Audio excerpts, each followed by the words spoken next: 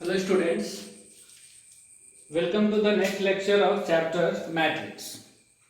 तो देखिए पिछले क्लास में हम लोग ट्रांसपोज ऑफ मैट्रिक्स सीख रहे थे, उसी से आगे हम लोग कंटिन्यू करते हैं।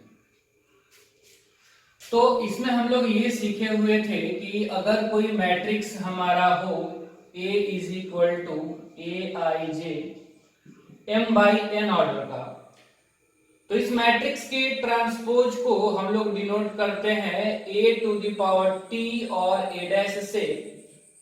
और इस मैट्रिक्स का ट्रांसपोज निकालने के लिए हम लोग क्या करते हैं, तो रो और कॉलम को आपस में बदल देते हैं, यानी i और j आपस में बदल जाएगा और यहां हो जाएगा n/m। इस यानी m/n ऑर्डर का मैट्रिक्स ट्रांसपोज जो निकलेगा उसके ट्रांसपोज का जो मैट्रिक्स होगा उसका ट्रांसपोज उसका ऑर्डर हो जाएगा n/m। यानी हम लोग ये भी सीखे थे कि अगर आपको ट्रांसपोज चाहिए तो आप मैट्रिक्स के रो और कॉलम को आपस में बदल दीजिए, यानी रोज को कॉलम बना दीजिए और कॉलम को रोज बना दीजिए। जैसे मान लीजिए एक एग्जांपल फिर से हम लोग आज लेते हैं। हम मान लेते हैं कि let a is equal to 1 2 3 4 5 6 7 8 9, ये कोई मैट्रिक्स हम ले लिए।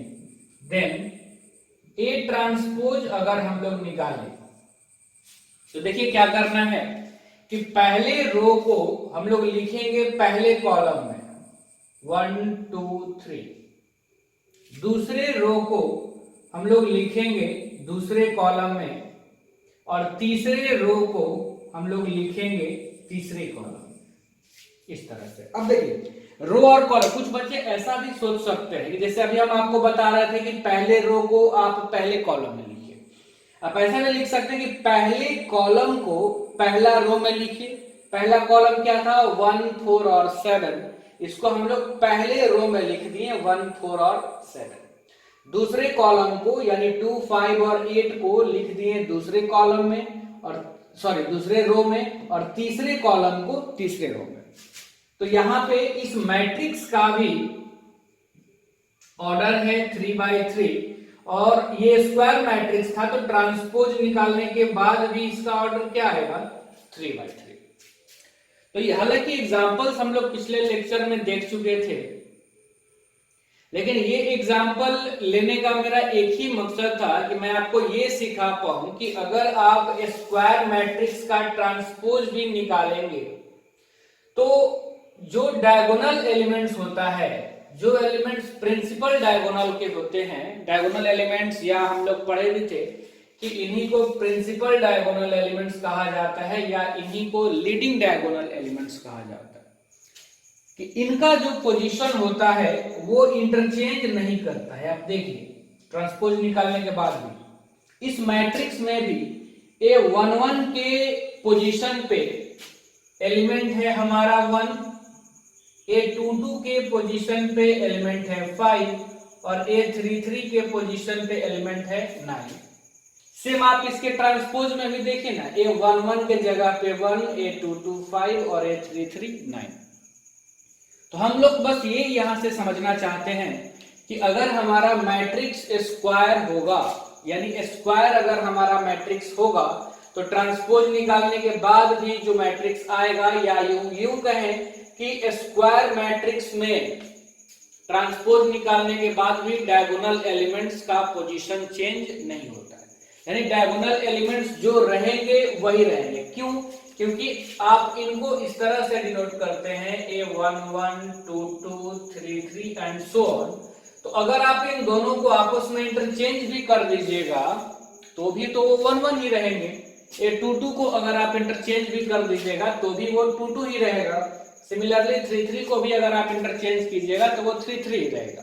तो हमको ध्यान ये रखना है कि ट्रांसपोज निकालने के बाद भी जो हमारा डायगोनल एलिमेंट्स होता है उनका पोजीशन चेंज नहीं होता है। हाँ, बाकी सारे के पोजीशंस नॉन डायगोनल एलिमेंट्स के पोजीशन चेंज जाते हैं। A12 आ जाएगा A21 पे और A21 चला जाएगा A12 पे, A13 आ जाएगा A31 पे, A31 चला जाएगा देखिए A13 पर। तो सिमिलरली बाकी सारे पोजीशंस चेंज करेंगे, लेकिन चेंज कौन नहीं करेगा, तो जो हमारा ये एलिमेंट्स हैं डायगोनल एलिमेंट्स, उनका पोजीशन चेंज नहीं करता है। और डायगोनल एलिमेंट्स की बात तो हम लोग हमेशा स्क्वायर मैट्रिक्स में ही करते हैं, ये तो आपको मालूम ही है। चलिए, तो ये आप समझ चुके हैं। हाँ, पिछले लेक्चर में भी हम लोग कुछ एग्जांपल्स इसका लिए हुए थे, जिससे हम ये समझ चुके थे कि मैट्रिक्स का ट्रांसपोज कैसे निकालना है। अब देखिए आगे हम लोग देखते हैं प्रॉपर्टीज, इसका काफी इंपॉर्टेंट होता है। Properties of transpose of a matrix, properties of transpose of a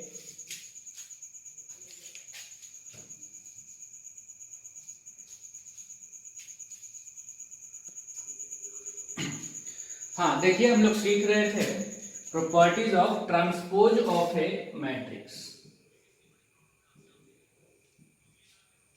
matrix के ट्रांसपोज का प्रॉपर्टीज हम लोग देख रहे थे। पहला प्रॉपर्टीज होता है कि अगर आप किसी भी मैट्रिक्स का 2 बार ट्रांसपोज लिखें, यानी ए ट्रांसपोज का ट्रांसपोज, तो वो उसी मैट्रिक्स के इक्वल होता है। सेकेंड प्रॉपर्टीज, 2 मैट्रिक्स के का आप सम कर लीजिए, सम करने के बाद ट्रांसपोज निकालिए, ए प्लस बी का होल ट्रांसपोज, ये इक्वल होता है A transpose plus B transpose. यानी सम करने के बाद आप ट्रांसपोज निकालें या ट्रांसपोज निकालने के बाद आप सम करें, रिजल्ट में कोई फर्क नहीं पड़ेगा। Third, K into matrix A का transpose equal to K into A transpose. यानी कि किसी मैट्रिक्स में अगर किसी स्केलर से मल्टीप्लाई किया गया है, तो आप मल्टीप्लाई करने के बाद ट्रांसपोज निकालें या ट्रांसपोज निकालने के बाद उस स्केलर से मल्टीप्लाई करें, कोई फर्क नहीं पड़ेगा रिजल्ट में, जहां पर K कोई भी स्केलर है, where K is any scalar. और स्केलर मल्टीप्लिकेशन तो हम लोग सीख चुके हैं पहले के लेक्चर में। और नंबर 4 प्रॉपर्टीज कि ए और बी अगर 2 मैट्रिक्स हैं, तो दोनों के प्रोडक्ट का ट्रांसपोज, ए बी का ट्रांसपोज इक्वल होता है बी ट्रांसपोज ए ट्रांसपोज। देखिए ट्रांसपोज को डिनोट करने का 2 तरीका है, ये मैंने आपको बताया था कि डैश और पावर टी दोनों से डिनोट किया जाता है। इसीलिए कहीं कहीं हम डैश यूज कर रहे हैं और कहीं पे टी लिख रहे हैं, ताकि आपको याद रहे ये दोनों ही सिंबल से ट्रांसपोज को यूज किया जाता है, डिनोट किया जाता है। सॉरी, तो यही 4 प्रॉपर्टीज हैं मैट्रिक्स के ट्रांसपोज का, जहां पर यहीं पे आपको ध्यान देना है कि प्रोडक्ट वाले केस में रिवर्स हो जाता है, जो बाद में रहेगा उसका ट्रांसपोज पहले आएगा और जो पहले रहेगा उसका ट्रांसपोज बाद में आ जाएगा।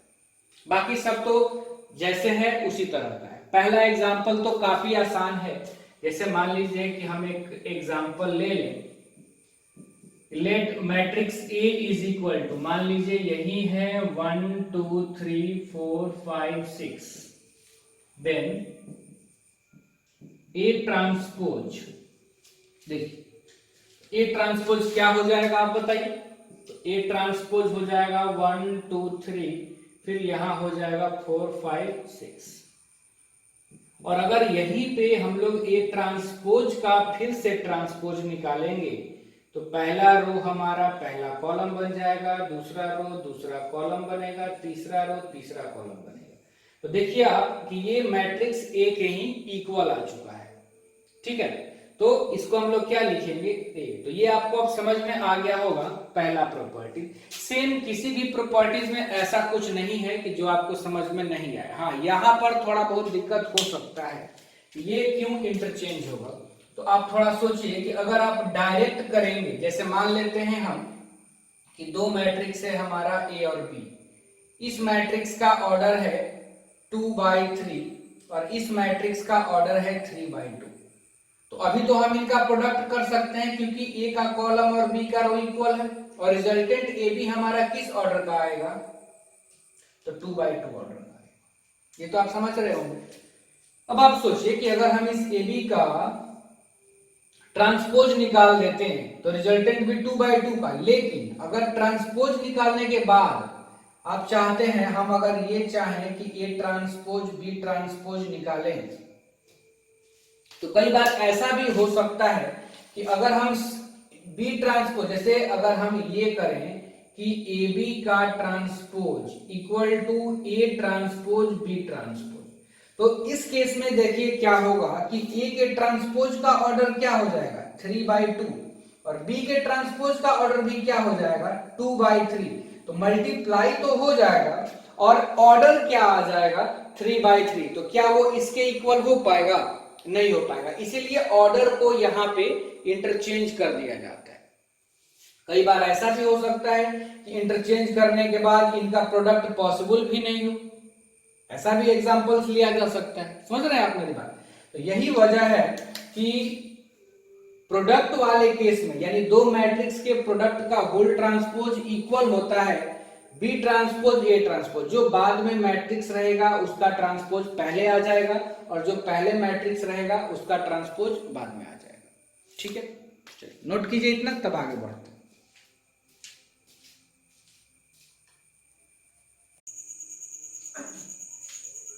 हाँ देखिए, मैट्रिक्स का ट्रांसपोज सीखने के बाद, उसका प्रॉपर्टी सीखने के बाद दो अलग टाइप का हम लोग मैट्रिक्स सीखेंगे, जिनका नाम है symmetric and skew symmetric matrix.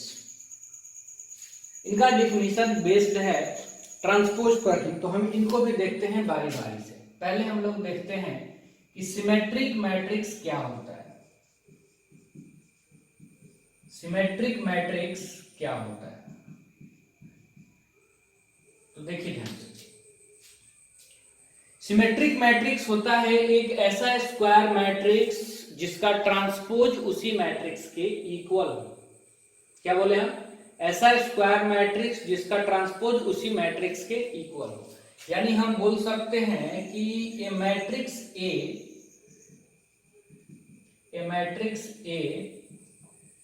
Is said to be, या ऐसा लिखें ए स्क्वायर मैट्रिक्स तो ज्यादा बेहतर है, a square matrix A is said to be symmetric, is said to be symmetric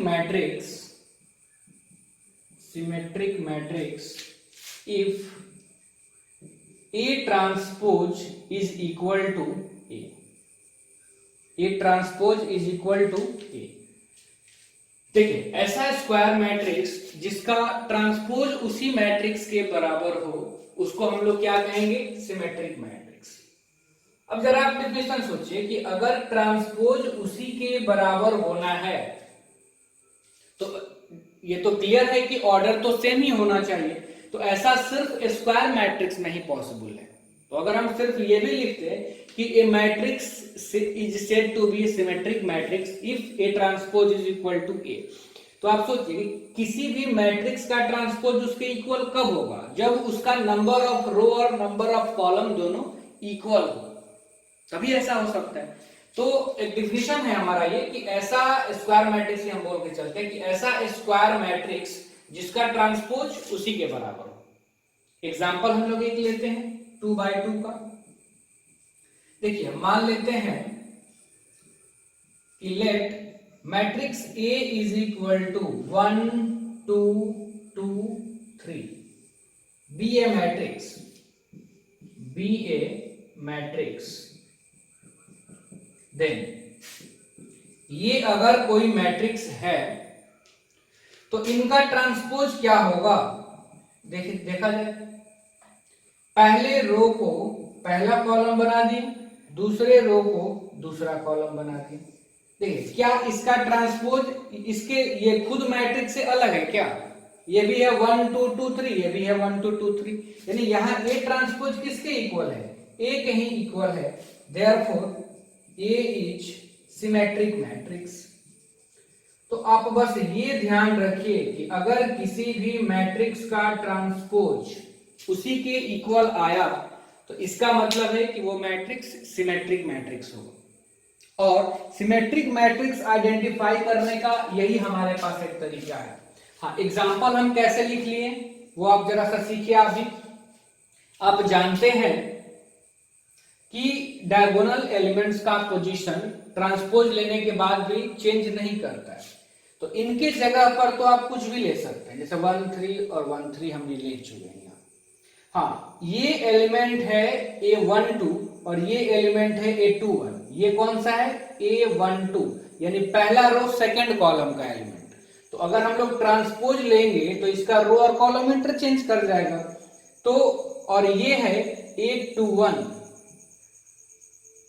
तो 1 2 बदल के हो जाएगा 2 1 और 2 1 बदल के हो जाएगा 1 2 ट्रांसपोज लेने के बाद।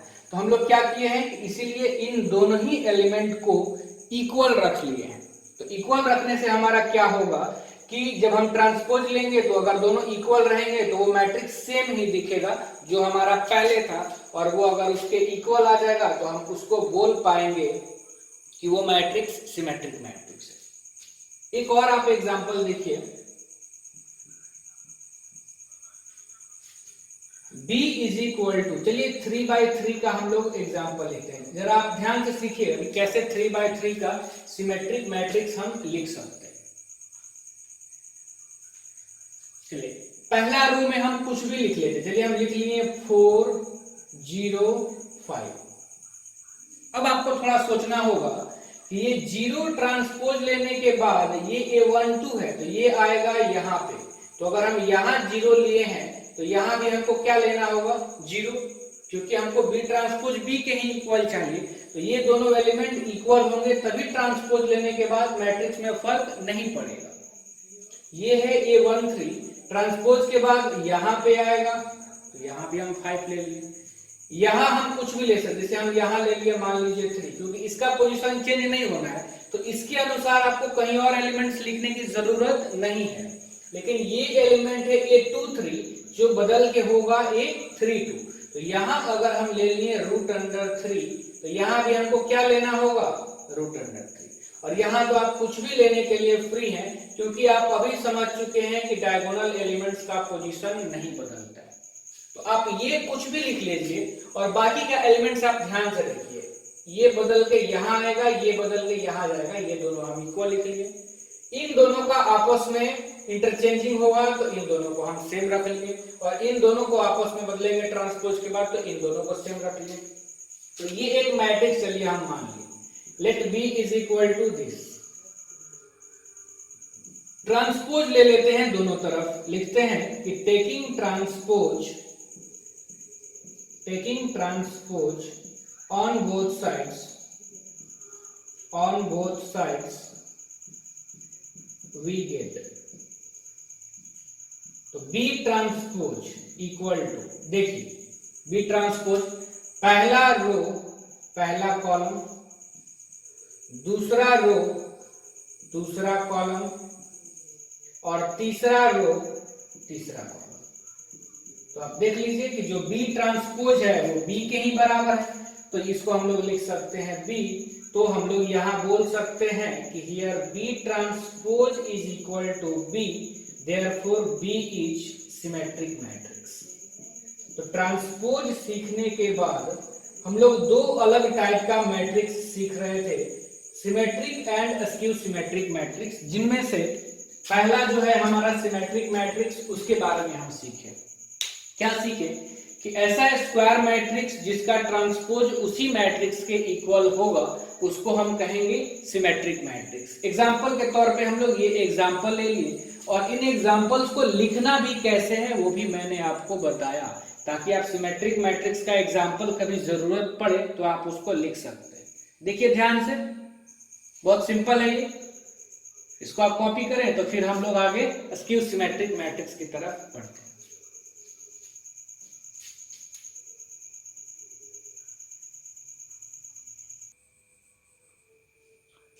देखिए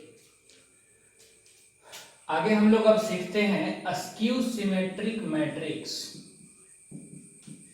askew symmetric matrix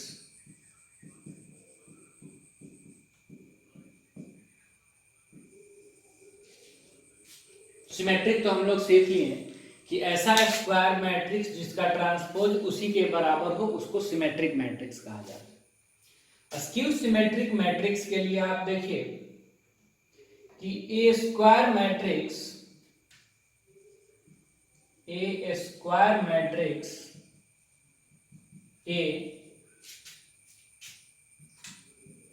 is called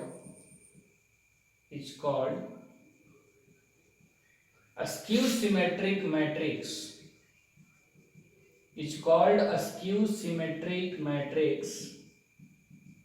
if A transpose is equal to -A। Symmetric में क्या था कि ऐसा स्क्वायर मैट्रिक्स जिसका ट्रांसपोज उसी मैट्रिक्स के इक्वल हो तो हम लोग सिमेट्रिक कहते थे।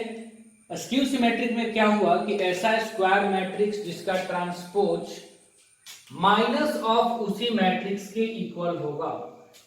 ए ट्रांसपोज अगर -A के इक्वल हो तो हम लोग उसको कहेंगे स्क्यू सिमेट्रिक मैट्रिक्स, और अगर ए ट्रांसपोज ए के ही इक्वल हो तो उसको हम लोग कहते थे सिमेट्रिक मैट्रिक्स। अब एक काम की बात आपको यहां पर याद रखना है नोट में कि diagonal elements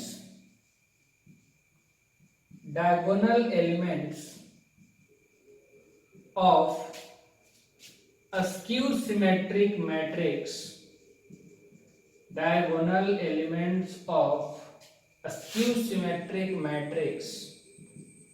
are always zero।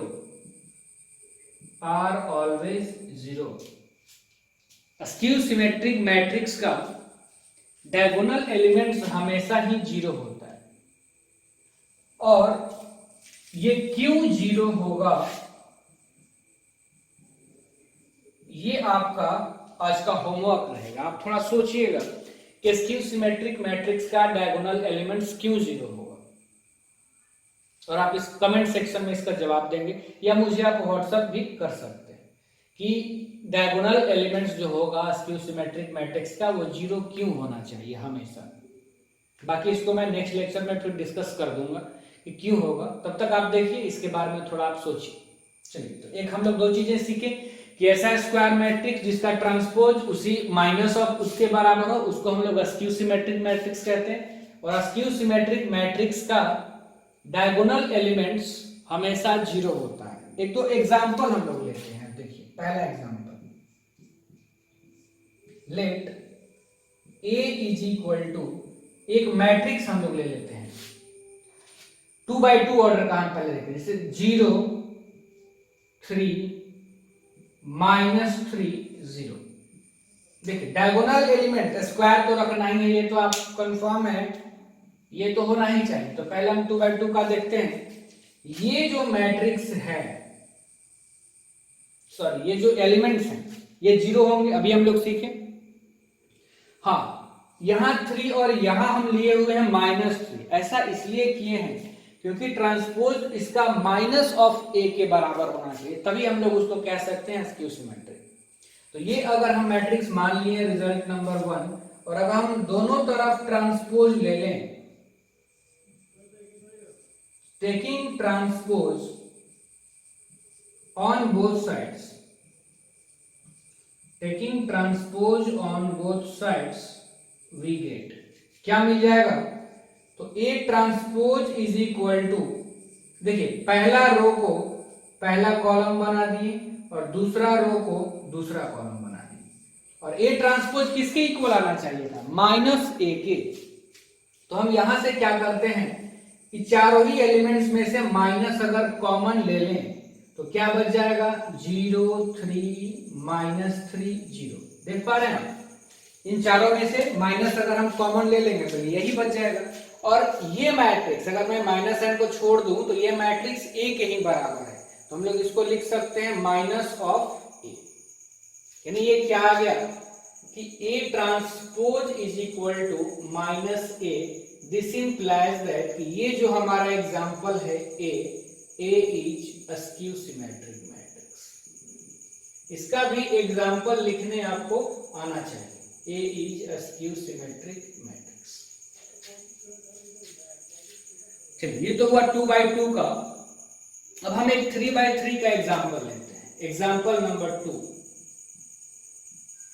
चलिए b इज इक्वल टू, अच्छा आप ये बताइए ना, कुछ बच्चों के दिमाग में क्वेश्चन आ भी रहा होगा कि सर 1/1 ऑर्डर का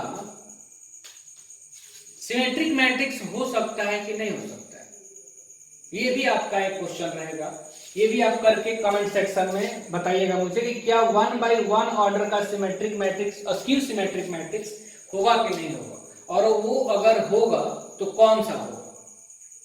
1/1 ऑर्डर का स्क्यू सिमेट्रिक मैट्रिक्स कौन सा होगा, ये भी आपका होमवर्क रहा।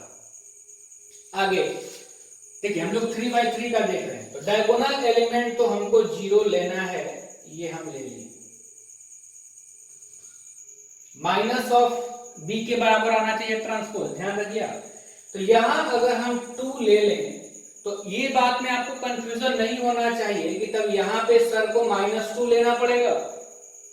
ये बदल तो जाए लेकिन माइनस साइन कॉमन भी तो आए, ताकि b ट्रांसपोज -b के इक्वल आएगा, तभी हम लोग बोल सकते हैं कि वो स्क्यू सिमेट्रिक है। सिमिलरली यहां अगर हम लोग -7 ले लें तो यहां क्या लेना होगा, बिल्कुल 7। फिर अगर यहां हम लोग 5/2 ले लें तो यहां क्या लेना होगा, -5/2। अब आप करके देखिएगा, ये भी एक स्क्यू सिमेट्रिक मैट्रिक्स ही आएगा। ठीक है, कोई डाउट नहीं। अभी तक 2 होमवर्क हम आपको दिए, क्या क्या, 3, उसको लेकर के। पहला कि स्क्यू सिमेट्रिक मैट्रिक्स का डायगोनल एलिमेंट्स 0 क्यों होता है हमेशा, ये पहला। Diagonal elements of skew symmetric matrix are always 0 क्यों। दूसरा क्वेश्चन कि 1/1 ऑर्डर का स्क्यू सिमेट्रिक मैट्रिक्स क्या होगा, और अगर होगा तो वो कौन सा होगा। और तीसरा कि आप इसको चेक करें कि वो स्क्यू सिमेट्रिक मैट्रिक्स है कि नहीं है, और आप खुद से प्रैक्टिस कीजिएगा अलग से 2/2 और 3/3 मैट्रिक्स, स्क्यू सिमेट्रिक मैट्रिक्स लिखने का, ताकि आपको भी लिखना आ जाए एग्जाम्पल। नोट कीजिए इसको।